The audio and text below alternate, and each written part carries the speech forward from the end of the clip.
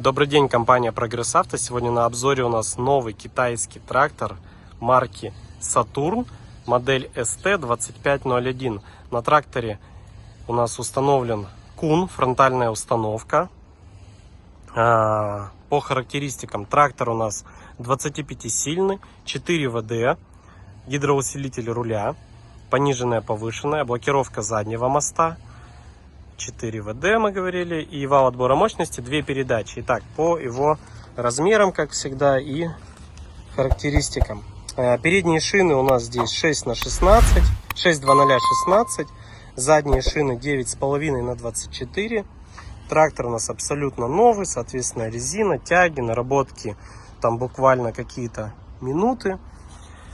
Здесь у нас рычаг коробки. Здесь у нас пониженная, повышенная, также рычаг 4 ВД.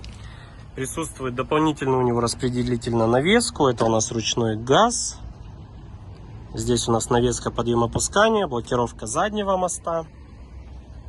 Навеска у нас здесь трехточечная.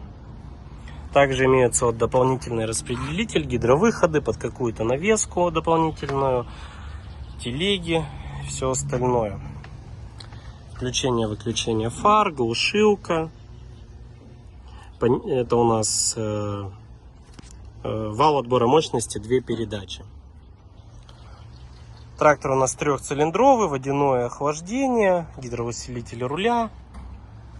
Подъем у нас Куна под погрузку получается 2 метра 10 сантиметров. Высота трактора по козыречек у нас 2 метра 25, длина его 4,20, клиренс по переднему мосту у нас 33, передняя колея у нас 123, зад 120 и ширина по переду 137, по заду 145. Вот такой новый китайский трактор марки Saturn, компания Прогресс Авто.